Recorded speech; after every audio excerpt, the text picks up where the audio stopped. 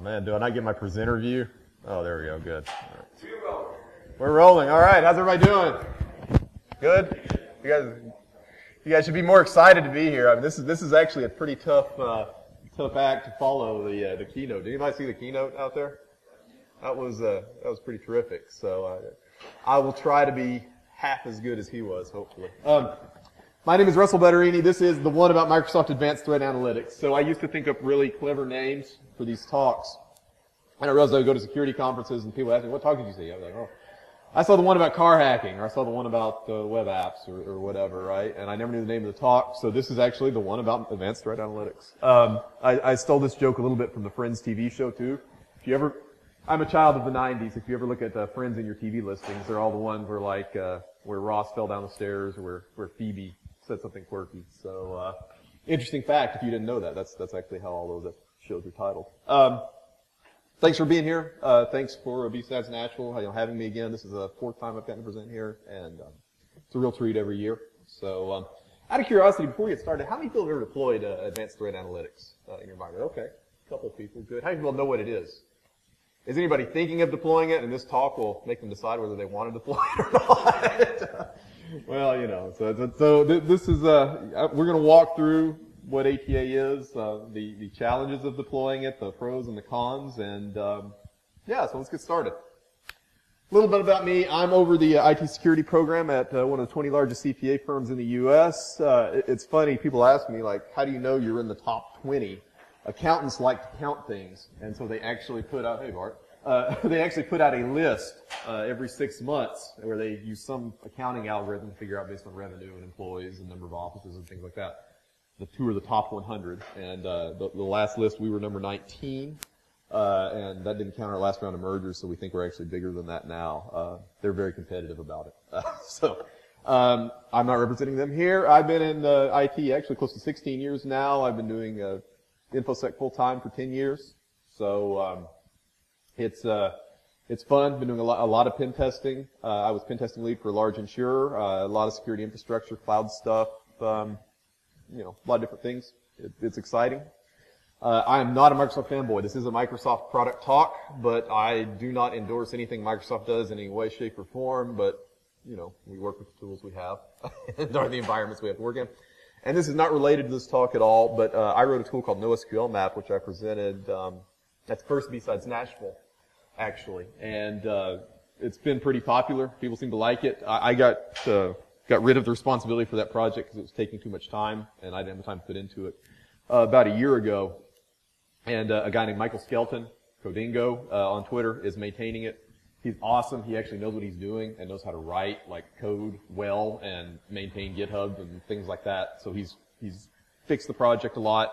And I hope you guys, if you're interested in NoSQL databases, hacking NoSQL web apps and NoSQL injection, will go and keep that project alive. Support him in his efforts. So I always like to start with why give this talk. And one of the things that I found was, as I was going through doing my ATA deployment, is there was not a lot out there on ATA. And I don't think we have enough kick the tires security talks, the car and driver road test at conferences where I actually stood this up in production and these were my experiences. I know it's difficult a lot of times, particularly with, blue team and sharing what you're doing at your employer, confidentiality and things like that, to share your experiences. But I think we're all better off when we share our real world experiences outside of, I did a proof of concept, or I made this in my lab, or something like that.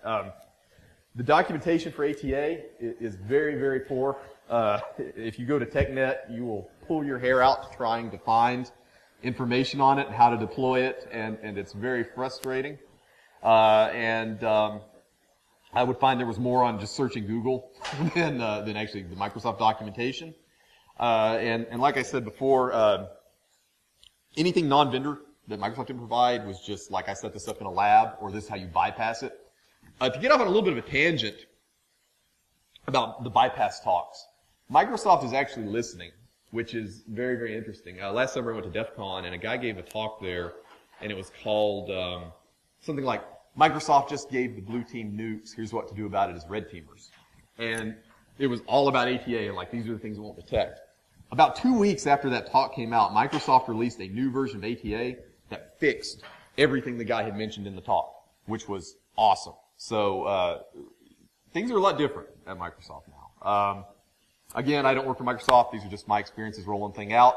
I may get stuff wrong. You may have different results. If you do, I'd love to talk to you about it because I really like this tool. So feel free to hit me up. What is it not? Architecture, setup, security considerations, what you can do with ATA, and finding all the things in your network once it's up and running. Maintenance troubleshooting and questions, comments, and profanity directed towards me at the end if you don't like the talk.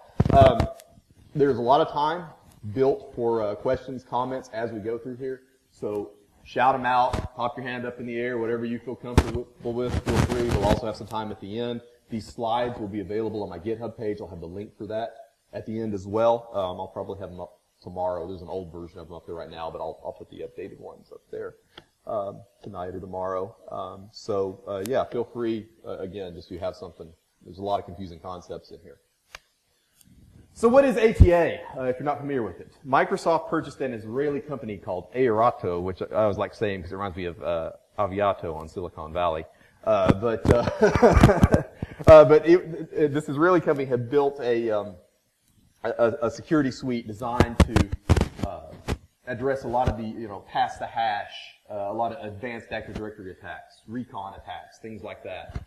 As they go, as pen testers are out talking about it, techniques we're seeing in more advanced attacks. And what's really great about it, how many people have an EA with Microsoft in here? You probably do whether you know it or not. Yeah. If you have enterprise mobility security, or enterprise cloud, you already own ATA for your environment, which a lot of people do not know. So you can cover all your endpoints, your entire ATA environment with ATA if you have that type of licenses. And most people have one of those three, unless you're just like super cheap. ATA uses, it works a little different than SIEM in that it does use event logs as part of its analysis, but it also uses behavioral analytics and network traffic. So it actually looks at what's coming into the domain across the network to make decisions about what's going on. And then it'll also look for kind of dumb configuration issues. How many people have ever pointed to 389, to port 389 to do an LDAP query? Yeah. It's lying. All of you are lying. That's clear text LDAP. If you're not familiar with that. So you can point to LDAP-S, which runs LDAP over TLS or SSL, and then you can send you all your LDAP to clear text, which ATA, since it looks at the network traffic, can actually see. Finds a lot of other kind of boneheaded things people do. And it's really good out of the box. Who's ever set up an SIEM in here? And how much tuning did you have to do? How many alerts did you get when you turned it on? Stupid amounts, yes. It's incredible. ATA, out of the box, it's really, really, really accurate. I've done pretty much no tuning to mine, and I get maybe 4 to 8 alerts a week from it in an environment of 2,500 users and 3,000 IP endpoints or so. If I get something from ATA, if I get something from Splunk or I don't know, one of my other logging tools, I mean, it's kind of getting to be white noise at this point. But if I get something from ATA, I know like, hey, this is real. I gotta go check it out. So, ATA is not a replacement for your SIEM. I think that's a really important distinction to make. It only ingests logs, traffic, and so forth from your domain controllers and does analysis on Active Directory related things. So you're not going to get a lot of compliance check boxes. You're not going to be able to cover all your servers with it. It's a wonderful supplementary tool to an SIEM, but it is not an SIEM. You will not be able to check many compliance requirement boxes, and we'll talk about this a little bit more later. Right now, and they actually just released a new version of ATA like 2 weeks ago, where it has a grand total of 3 reports now you can run out of it. You can get a report of a summary of events or alerts. You can get a report of changes to sensitive groups, and you can also get a report of now with version 1.9, which was just released, of those clear text LDAP queries. So you can actually see like they came from here and these are the users involved and so forth. So it does have some limitations, and there's some things to think about depending on how you were planning on using it. So this is the eye chart that you get from TechNet. I love looking at Microsoft products. These wonderful color-coded lines and this is the ATI chart, and I really want you guys just to pay attention to the blue boxes here. So these are the main components of ATA. You have gateways, you have centers, and you have lightweight gateways. And we'll dive into each of those a little bit more and what they do.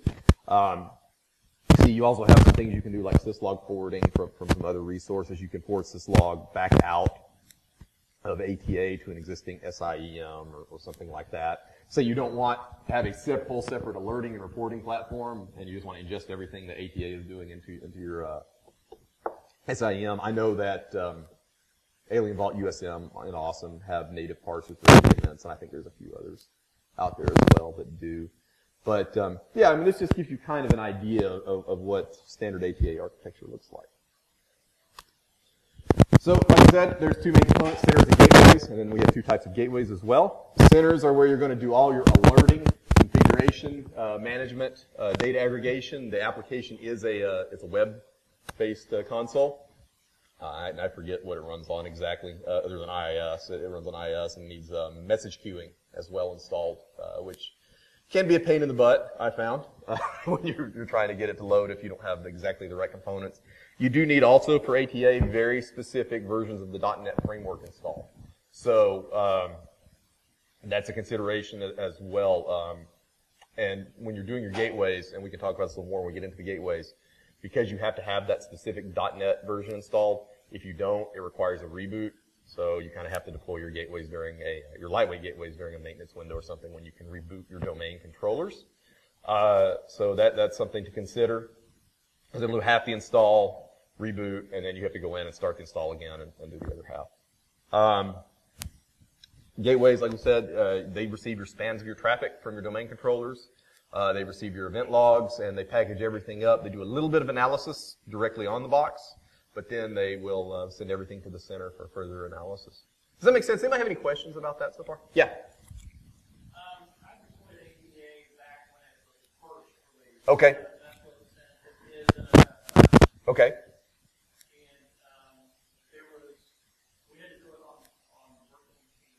Mm-hmm. Gateways, in the architecture, the gateways were tied to specific DCs because we were mirroring. Yeah, I think gateways are. Those DCs ever migrated to a different mode, it broke. Yep. That's correct. And that is still a problem. And so that gets into discussion, we'll talk about this a little more later, between the gateway, the thick gateway, and the lightweight gateway, which is deployed. Now let me ask you, did you have to set up Windows event forwarding? I didn't know we do have event forwarding. Okay. But I did not set it up on the very first version that Okay. came out. Okay. Well, it's changed. So we'll talk about that a little more as well as we get into the talk. Good. Anybody else got anything? Yeah, like I said, just shout them out or raise your hand if you got questions. All right, so we're going to dive into the center, do a full walkthrough of the installation and things like that. I would love to do it in VM, but it requires a lot more horsepower than this little mid-2012 MacBook Air has. But it is the brains and user interface of ATA. It unusually stores Mongo event data traffic in MongoDB, which is sort of odd. MongoDB is a NoSQL database. It's not a Microsoft product. It's an open source and commercial. They include the open source, the community edition inside ATA. It needs lots of resources. Has anybody ever had the pleasure of deploying a MongoDB app in their environment? Well, MongoDB, when it starts to run low on RAM, and basically it will try to gobble up all the RAM it can get its hands on. And if it doesn't think it has enough, it will start to have write fails and database corruption issues and things like that. So you need to give your center lots and lots and lots of RAM. I'm running mine on 2 procs and 64 gigs of RAM right now. 32 is the bare minimum that's in the document. I should also mention they have a sizing tool that you can run, and it's supposed to monitor your environment and tell you exactly, like, you need to give your center this many resources, your gateways this much resources. I never, ever, ever got it to work right. It would run for 24 hours and just crash. It was basically a waste of my time, so I just sort of ballparked it based on the documentation which worked really, really well. I haven't had any issues with it, but you may have different results with the sizing tool. It might be worth looking into in your environment, depending on how big it is. And like we said earlier, if you want to not use ATA for your alerting, you can forward generated alerts to an SIEM solution. You can actually send emails directly out of the ATA, which are pretty nice. When you get the events, the email's formatted well. It comes with an Excel spreadsheet. We'll talk a little bit more about the export capabilities later on in the talk. It also will do like XML pushes and connect other APIs and things like that if you have a help desk or ticketing system that you can ingest that way through. So that works really well. So this is actually the installation screen. The installation is pretty simple. Like I said, you got to have the specific .NET version. If you don't have it, it will install it, and then you will reboot, and the installation will restart. The thing I want you to pay attention to here, this is the 100% most super important thing about installing ATA, period, is the SSL certificate. And when I installed it the first time, I thought, oh, this is just the certificate for the web console or something like that. It doesn't really matter. This certificate is actually used to encrypt the data as it goes into the database.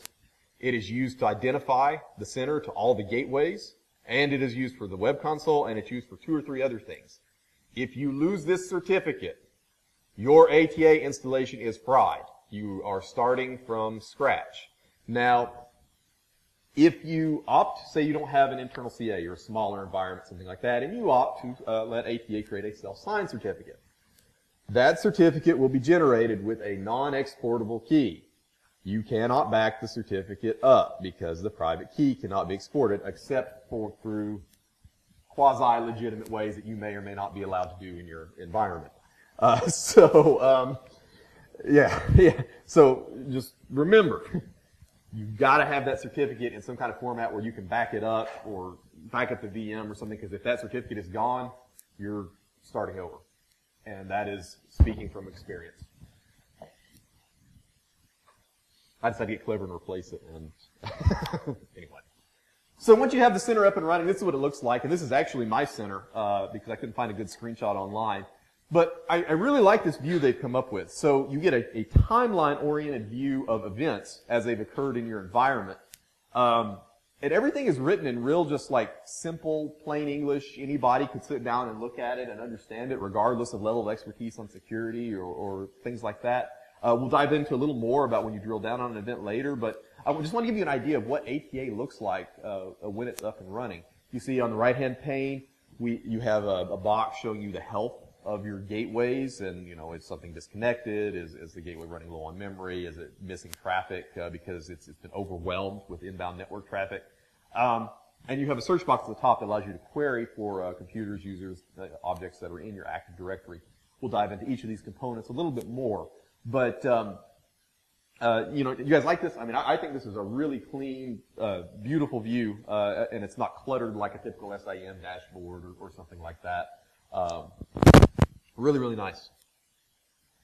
So, we talked a little bit about ATA and the compliance check boxes, and there's this wonderful statement in NIST 853, which is about how you protect your log data and your SIEM data. And it says the information system protects audit information, audit tools from unauthorized access, modification, and deletion. When you log into MongoDB, if you don't know, MongoDB, when you stand it up, has a full access anonymous model turned on. So anybody can connect to the database with the client and have unrestricted read and write access to your database. If you look at the screen, I'm actually logging into my ATA database instance. It has this wonderful message that says, access control is not enabled for the database. Read and write access to data and configuration is unrestricted. Now, does that sound like it meets the requirement that's outlined up there? No. Microsoft did not change the default access model. They did not turn on username and passwords, certificates, or anything else for ATA. So this doesn't really meet compliance requirements. Now, what they did do is they did bind the MongoDB instance to only the loopback address. There are some reasons you might want to open that up to other systems that we'll talk about, but in general, that should not be changed. There's no There's no authentication on the database, period. The data is encrypted. Most of it is encrypted. Well, I'll put it to you that way. So if somebody got in it, it wouldn't be the end of the world, but certainly if you're an attacker and you can get in the ATA instance and go in the database and wipe out all the things you did and the alerts, there is that. So something to consider. Managing access to ATA is done in a little bit of a strange way. You would think it would be done through the web application, but it's done through local Windows groups on the ATA Center server itself, which I do not understand why. Basically, there's three ways. You can't be real granular with it. There's not a real nice role-based or site-based permissions model where you can say so-and-so can have access to the alerts from these devices or whatever. You have administrators who can do whatever they want. Users can do everything but configure. So they can, this would be your SOC analysts and things like that. So they can view, update, activity, close incidents, export data. Export functionality is really, really awesome. So when you export from SIEM, what do you typically get? Comma separated file, right? Something like that. Okay. This will actually export in real Excel spreadsheets. So you get this nice, formatted spreadsheet with tabs on the bottom for different pieces of the evidence that you can sort and do all the wonderful things you can do with Excel that I don't understand, that people who do accounting and stuff all day actually do understand. But yeah, I'm not good with Excel. But anyway, it's really nice. The reporting is 1,000 times better than what you get from a typical SIEM because it doesn't have that just sort of neutral, format neutral output that it needs to maintain. Then viewers can basically log in the web console. They can see what's going on, but they can't export any data or anything like that. So these would be your executives and your managers most likely. Yeah, sorry. Yes.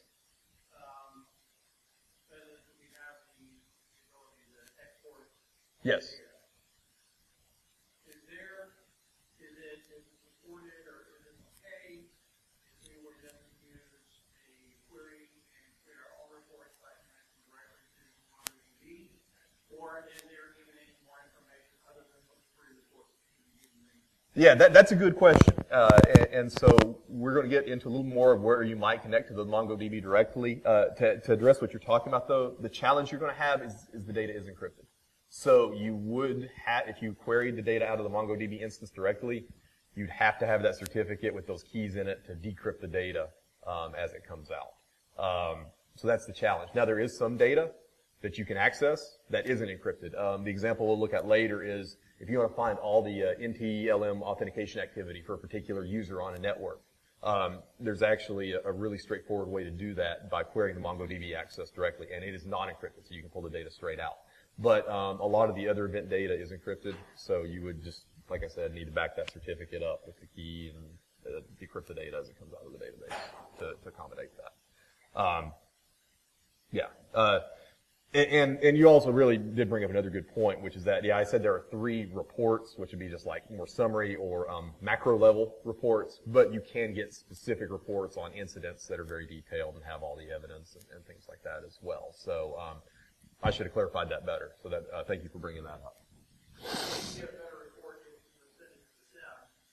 The SIM's going to get more data than the query report could possibly give you, and therefore you need to report to the SIM. I would agree with that. Yes. So the syslog, when you output, it's not just like a one-liner of an alert. It sends a lot of data inside that syslog. So that would be the better way to get be sent it to the SIM. Absolutely. That's a great idea. Yeah.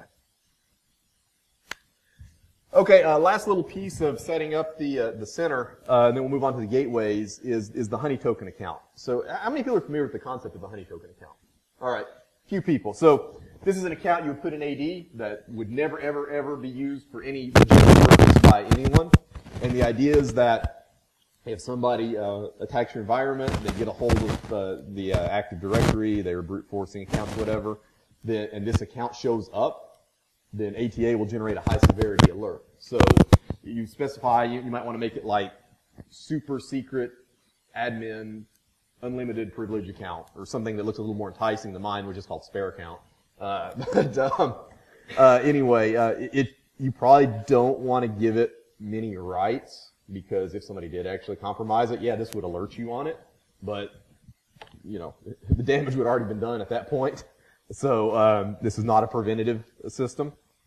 So, you know, just think about that. But, yeah, specifying the honey token account, then ATA will always look for it. Oh, yeah, go ahead, I'm sorry.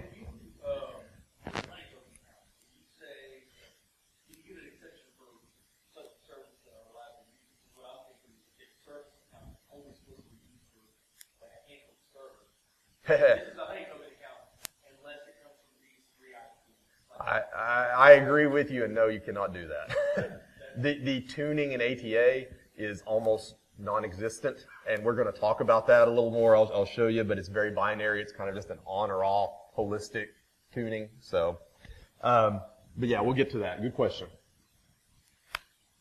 All right, so let's dive into the gateways now. There are two flavors of gateways. There are gateways, which are thick, standalone servers. And they're lightweight gateways, which is just a software package you install directly on your domain controller. The lightweight gateways, they're really good about making sure they're not using too much memory, CPU, things like that. If they do, the service will shut itself down and bring itself back up to kind of purge its cache out, which is very beneficial. I don't see it a lot. I probably have 3 or 4, and they're really on my older, lower power domain controllers a week that restart maybe a time or two. Obviously, the drawback to that is if the service is down, then ATA is missing things. It's generally a very small time window, but still, you know, if you're looking for 100% coverage, you do have a gap there. If you have the gateways, and we talked about this a little bit, you have to have port forwarding or spans, whether you get physical or virtual hardware. Port mirroring, not port forwarding. I'm in the firewall world. And you have to set Windows event forwarding to forward the logs from your main controllers into those thick gateways. The thick gateways, obviously, the big advantage is you could span multiple domain controllers into one thick gateway and analyze all the events and just have basically one device. The throughput is better on thick gateways as well. But depending on your circumstances and your branch offices and things like that, and what kind of hardware they have deployed, that may not be an option for you. And again, these just ingest all the network traffic. They sit on the network interface and listen, event logs for analysis and forwarding to the ATA center.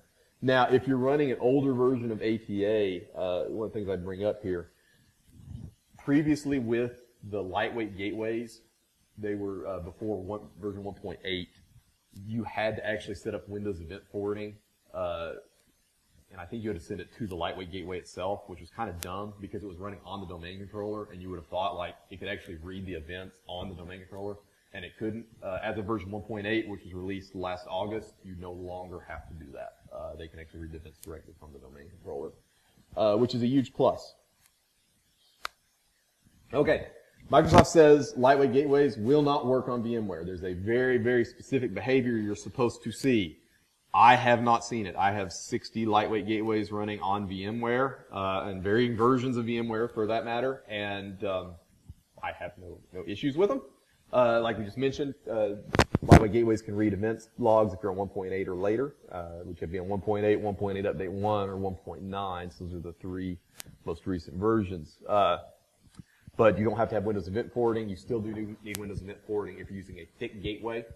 So, and then suggestion for your deployment, if you have branch offices where maybe you don't have hardware, you're not able to do port mirroring, spans, things like that, plus you may have a smaller virtualized environment or don't want to deploy a big, thick piece of hardware out there to run a thick gateway on, that might be your scenario if you're using a lightweight gateway. In your data center where the domain controllers are busier, maybe that's where you use your thick gateway and your port mirroring and so forth and need more throughput. Generally, lightweight gateways perform really well. You do get alerts from ATA if it sees traffic being dropped or things not being analyzed. They get too busy. But I don't have a lot of problems with them, particularly the newer versions. When I started this, I started on 1.7, and I would see gateways dropping a lot of traffic and things like that. But after upgrading to 1.8 and beyond, they seem to be a lot more efficient than they used to be, the lightweight gateways do. So. Gateway installation is pretty simple. Basically, when you install your center, you get a zip file, and it has 2 things in it. It has a JSON file that we'll look at, and it has the executable. So it's a little bit unusual in that you don't have like a Microsoft transform or an unintended install file. It's actually Microsoft breaking away from their own technologies a little bit, which is another change from what we've seen in the past. That this is a pretty nice product, and we're thinking about the way that Microsoft is addressing security issues now. You can blow the gateways out silently using PowerShell, and there's the link if you want to do that, if you have a lot of them. You can deploy the centers silently too, but there's a lot to it. There's a lot of parameters you have to set. You have to set them just right. I don't really recommend doing it that way. Most likely you're not going to have a scenario where you need more than one center. So, I mean, and even if you did, unless you were doing, like, had a really large environment and you were forwarding from multiple centers back to one SIM or something, all your alerting would be disjointed and your events would be disjointed. So it's a design consideration.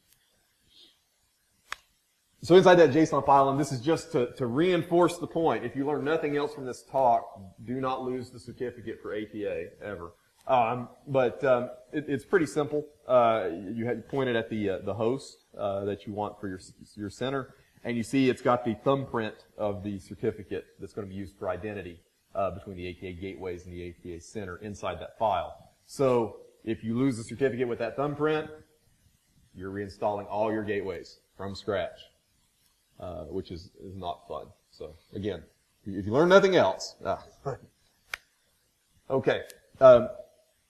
Gateway will actually back up its configuration. It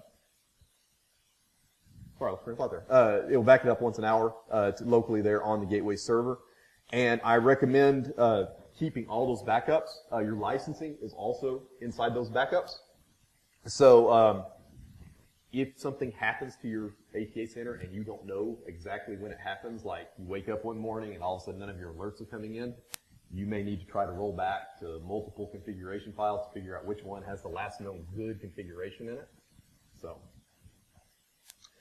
and that's another one where I speak from experience. All right, so a lot of boring stuff about installing the ATA gateway. I appreciate you guys sticking with me through that. Now we'll get into some of the good stuff. So this is a little blurry on the screen. That's terrible. I'm sorry. It looks a lot better at home. This is what an event looks like when you drill down into it inside the ATA center itself. So you see you have this really nice view where it shows you where the event started, the user accounts involved, the machines that were involved, and the chain, and this is a pass the hash attack, and you actually see where the hash was taken from, what it was used on, which domain controllers it was passed to. And you have really nice, plain English recommendations for what to do to mitigate the threat. So you could give this to a junior SOC analyst or just a network administrator or somebody who's outside your security staff, and they can use this very effectively. Now you see the little tags, S for sensitive, and that's what that stands for. ATA is really good at figuring out like what are the important and the high security and the high value targets on your network are. It doesn't just base it on like, oh, you're in domain admins, although that is part of it. It will look at group policies. It will look at Active Directory ACEs. It will look at services that are known on servers, like are they domain controllers, and it will figure out like this is a sensitive account or this is an account with extended rights, so it should be flagged and treated as such when it's figured into the ATA analysis. So it's pretty nice. Mentioned again, you can do documentation directly within ATA. By taking notes on the incident, you can send emails. You can do that nice Excel export directly from the ATA web console I talked about, and you can drill down and get more information from here as well. That's a good question. I do not know.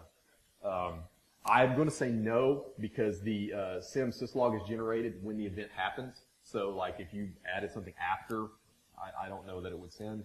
But I have not tried that, so that's actually a really good question. Okay, just another example, and I continue to harp on how good the interface is in this, but I really like it. Typical SIM, like brute force attack report. I mean, what do you get out of it? You get a lot of plain text. You don't get a lot of detail. I mean, this will drill all the way down into the contacts database, and these are not for these people don't actually work for me. But you get the pictures out of the contacts database, and it's just this really nice view, and it's simple, and anybody can look at it and understand what happened. You see, you have the attacked accounts, you have potential guesses. This also works really well. Password spraying. How many of you are familiar with the concept of password spraying? Yeah, it works really, really well at detecting password spraying attacks. So that's like the same password tried on a bunch of accounts at once, instead of like trying one account with a bunch of passwords and so forth. So, yeah, I mean, this is pretty nice. You guys like this interface? I mean, this looks like something that would be helpful in your environments. Good. I say that like I designed it. All right, we talked about the search box a little bit and the ability to search for objects within your Active Directory environment earlier. And this is what it looks like when you actually search, say, for a user account. And the security view is great because we can see things like Headley is a sensitive account because he's in domain admins. And he's flagged password never expires. We can see the last time he failed to log in, the last time that he changed his password. We can see things he's accessed on the network. But for your help desk, I mean, your tier 1 guys, being able to see like, hey, we see you failed to log in. Hey, we see your account locked out at this time. That's a little bit down there below. It's cut off in the screenshot. You can see changes to the Active Directory object. So if somebody was removed from a group, say, they call in like, oh man, I can't access this network share anymore.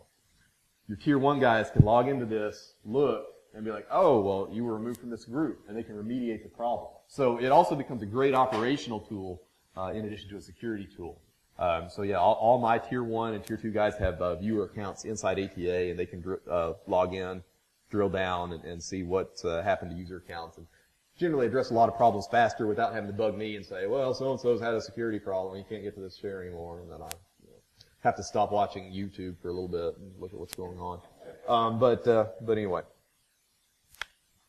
Okay.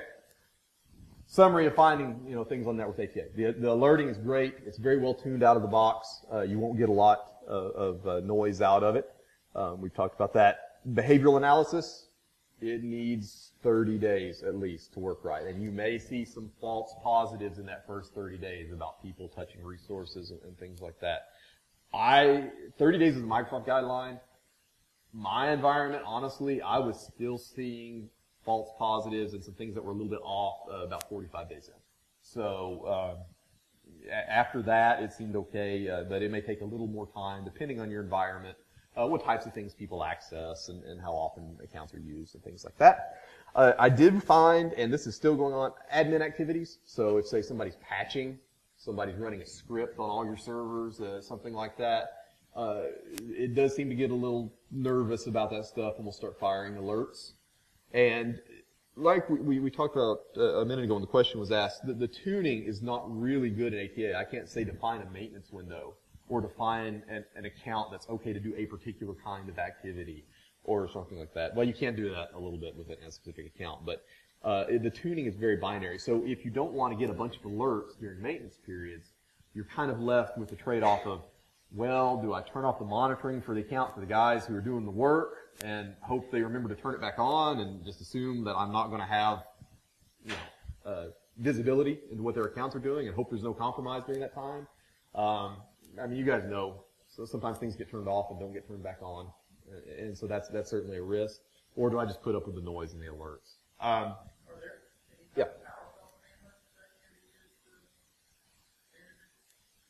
A little bit. Most of it needs to be done from the AK Center. Yeah. Most of the PowerShell commandlets that I found, and if you find more, please let me know, have been just for maintenance of the center itself.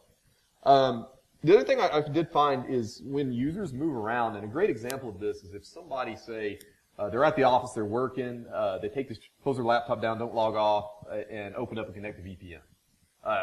It looks like that Kerberos ticket has moved to a different device. So ATA will kind of think like, oh, hey, ticket's been stolen, and you get a lot of alerts from that. But moving from wired to wireless, yeah. I have not. This is AnyConnect that we use, and so it would probably work better with direct access. That's actually a really good point. I would think it would because it's more transparent. Yeah. So, yeah, good question. So, But yeah, when things move from wired to wireless, when things move from VPN between networks and so forth, if that ticket hasn't expired and people aren't properly logging off, or admittedly, we don't have the best lock interval for screens that make people re-authenticate. You didn't hear that from me, yeah, if people aren't re-authenticating and renewing those tickets, or it can be thrown off with that. You can get a lot of really scary-looking alerts and think somebody's in your environment. This gets into the tuning a little bit, but it also gives you an idea of some of the things that ATA can detect. This is the list of rules, and this is a little bit outdated. This is from 1.8. The 1.9 version added some new detections. I really should have updated this screenshot. As you can see, the tuning is very binary. Basically, you can exclude computers or you can exclude user accounts from these rules, but you can't say, like, it's global. You can't say, well, it's okay on these machines, but it's not okay on these machines, that kind of thing. You can exclude people who modify sensitive groups, but it's very, very binary. It's an on or off rule, or on or off for a particular object in Active Directory. So it's not real granular. So something to keep in mind as you do your deployment. Yeah.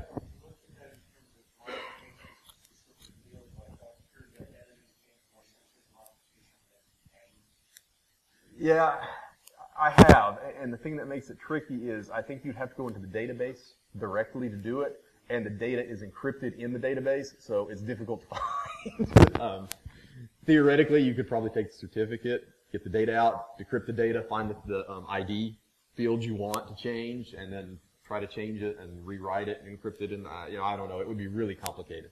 I'm hoping this is something that will get better. Hardcore threat hunting. And we talked about the MongoDB instance a little bit and where you might want to open it up. You can query it directly. Some of the data is encrypted. Some of the data is not, depending on what you want to get out of it. But here's a wonderful example. And I found this actually in a document, and the link is at the bottom, on troubleshooting whether ATA is working or not. But you can go in, you can drill down and find a canonical name for a user inside the MongoDB database. If you're not familiar with MongoDB, too, this would be a good point to bring that up. MongoDB divides into databases, and then inside databases you have collections. So these aren't really like tables, they're just groups of key value pairs. So the way you query MongoDB is the database name, or once you select the database, just like you would MySQL or something else, the collection name, and then .find or find1, and then you specify a key value pair you want to look for. It doesn't handle wildcards real well either, so you kind of need to know. But for the purposes of doing this, generally you're going to know the AD canonical name. Find the ID of that object, which will be stored unencrypted for all events. Even if the rest of the data is encrypted, the ID field is always unencrypted, interestingly enough. And then you go and query this other collection called ntlms _ and you'll find the closest date that you want to look for the activity in. What ATA does is it writes data into a collection until it gets to be a certain size, and then it will close the collection and start a new one. And they're all tagged by date. Generally, my environment, like 2,500 users, I get about 25 to 30 days, probably, inside one collection before it starts truncating and rolls over to another collection. Your mileage may vary. But then you just search for the source account ID, and you can find every NTLM authentication that account was used for in the network. So, kind of cool. And you're getting a lot of data that you might not see depending on what your audit logs are like. Maybe you're just doing failure audits or whatever. You can see successful, failed, and everything, or even authentications to other applications that are using Active Directory to authenticate. So, if you get stuck, as far as I know right now, there is no call Microsoft and get help with ATA. Because it's really just sort of a out there product that they're giving away for free, basically.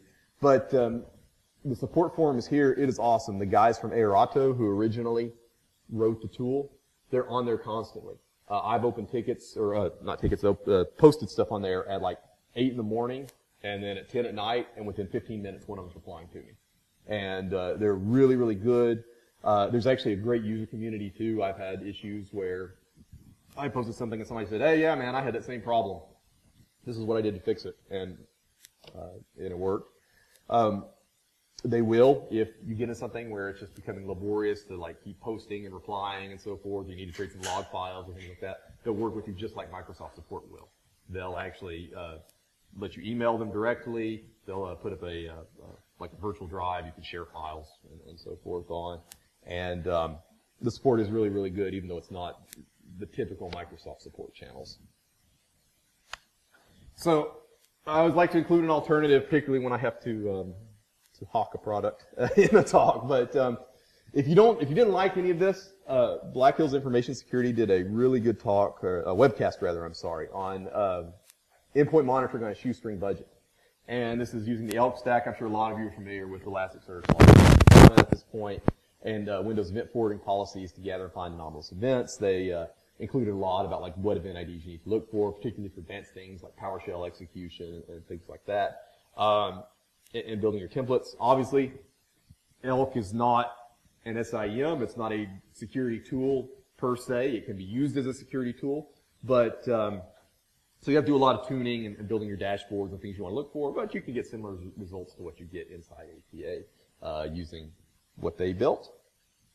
And yeah, so that's pretty much it. There's the link to the slides. I'll leave that up there so you guys can note that. I'll have this version of the slides up there tomorrow. Probably the version that's there right now is actually from SkyDogCon, and it hasn't changed very much.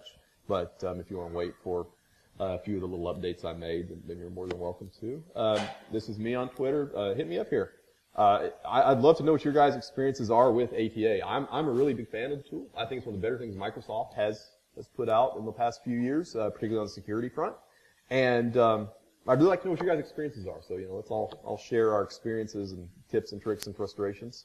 And, thanks to BSides Nashville, like I said, 4th time, and it's not the most exciting talk I've ever given here, because, blue team people, we get to do compliance, but it's, I've also found when you move up in the world, the things you get to talk about are more and more boring. But anyway, I'm always glad to come talk and appreciate you guys coming and listening very much. So, does anyone have any questions? We've got a few minutes, and I'm going to have to. Yeah. No, that's fine. So you say it's virtually free.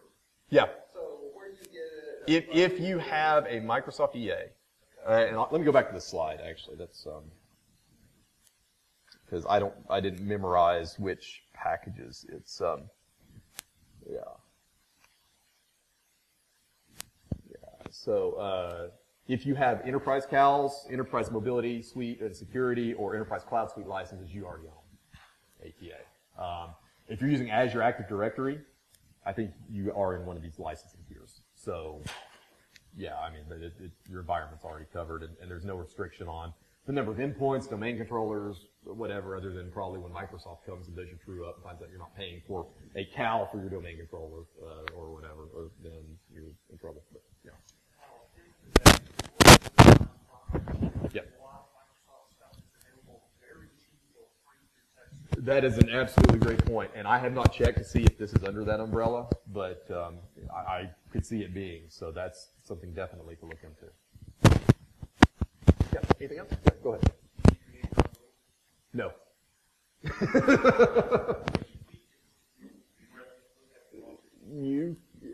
No, not really. You kind of have to just go with what they give you. It would be nice, I agree. And other than the tuning we talked about, and tuning certain machines out, things like that. Yeah. So you were already running the SIM, or you could log with or somewhere else. Okay. Would you recommend turning it off and using this to feed the SIM? No. No, absolutely not. Because again, this is strictly Active Directory oriented events. Now, like we talked about, this is a great supplementary tool to SIM, particularly if you have a lot of applications that are using your Active Directory to authenticate and things like that. But you might want to even feed the data from this to a SIM and do your reporting and things like that. But no, this is just a supplementary tool. Yeah. Yeah. They've got some connectors that we'll hook into it. Yes. Yes. I haven't tried it, but that's good. That's good to know. I've read about it, but I haven't tried it. Good. Okay. Yeah.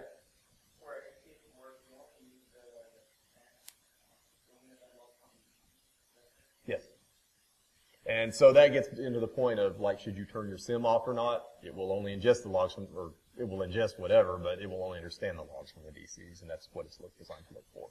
So, yeah.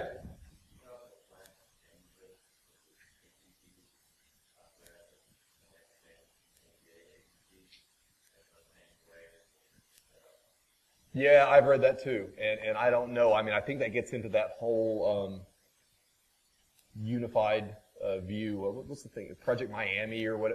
They have that new unified console that's supposed to replace MMC. Yeah, Honolulu. Thank you. I knew it was a city and there was a beach. See, I was really, really close. Yeah, I've heard the same thing you have, and that like now they've got that. ATV Center or whatever, which actually takes the Windows Defender data and all that stuff and aggregates it for you. And I would like it if they did, because the fewer consoles I have to look at, the better. So, yeah. Anything else? Awesome, guys. Well, hey, thank you again for coming and listening. Appreciate you guys very much.